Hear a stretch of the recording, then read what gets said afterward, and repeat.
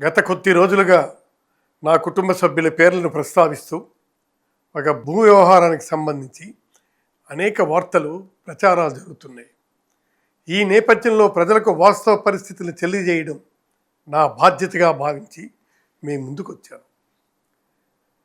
ముందుగా నేను ఒక విషయం చాలా స్పష్టంగా చెప్పాలనుకుంటున్నాను. చట్టాన్ని గౌరవించే వ్యక్తిగా, ప్రజా జీవితంలో ఎన్నో సంవత్సరాలు పనిచేసిన వ్యక్తిగా నేను ఎప్పుడూ చట్టవిరుద్ధమైన పనిని ప్రోత్సహించలేదు. ప్రజల విశ్వాసమే నా బలం. ఆ విశ్వాసాన్ని దెబ్బతీసే విధంగా నేను కానీ, నా కుటుంబ సభ్యులు కానీ ఉద్దేశపూర్వకంగా వ్యవహరించే ప్రశ్నే లేదు. ప్రస్తుతం వివాదంలో ఉన్న స్థలాన్ని కొనుగోలు చేసే సమయంలో మేము ఎలాంటి అక్రమ మార్గాన్ని అనుసరించలేదు. మాకు భూమిని విక్రయిస్తామని చెప్పిన వ్యక్తుల ద్వారా డాక్యుమెంట్ రైటర్లు, మధ్యవర్తులు చూపించిన పత్రాలను పరిశీలించిన తర్వాతనే కొనుగోలు ప్రక్రియ జరిగింది. రిజిస్ట్రేషన్ సమయంలో సంబంధించిన పత్రాలన్నీ సబ్ రిజిస్ట్రార్ కార్యాలయంలో సమర్పించబడ్డాయి. అక్కడ చట్ట ప్రకారం పరిశీలన జరిగిన తర్వాత రిజిస్ట్రేషన్ పూర్తయింది. ఆ సమయంలో ఎలాంటి అభ్యంతరాలు లేదా లోపాలు ఉన్నాయని మాకు తెలియజేయలేదు. ఆ తర్వాత భూమిపై వివాదం ఉందని, యాజమాన్యానికి సంబంధించి అభ్యంతరాలు ఉన్నాయని తెలిసింది. వెంటనే మేము చట్టబద్ధమైన మార్గాన్ని ఎంచుకున్నాం. ఈ అంశం ఇప్పటికే సివిల్ కోర్టు పరిధిలో ఉంది. గత ఏడాదిన్నరగా న్యాయ ప్రక్రియ కొనసాగుతుంది.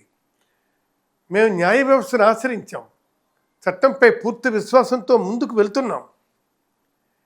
ఇక్కడ నేను ఒక విషయం చెప్పాలనుకున్నాను. ఒకవేళ ఈ వ్యవహారంలో భూ యజమాని కూడా మోసపోయి ఉంటే నిజంగా బాధాకరం.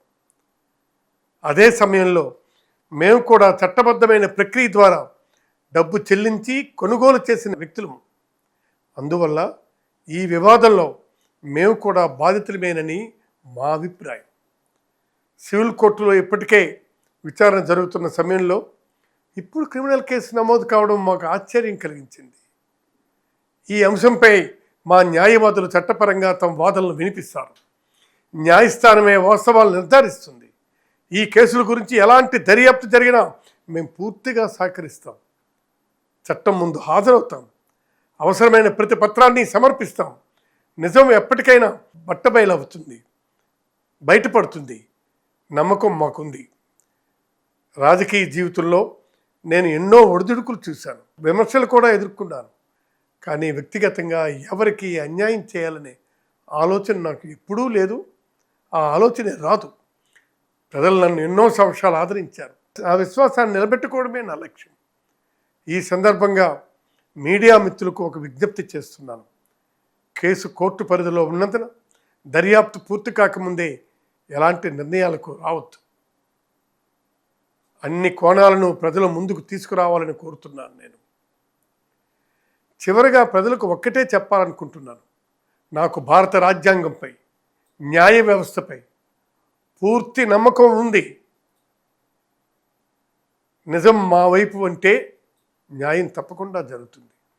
చట్టం ఏ నిర్ణయం తీసుకున్నా దాన్ని గౌరవిస్తాం. మీ అందరికీ మీ తమ్మినేని సీతారాం.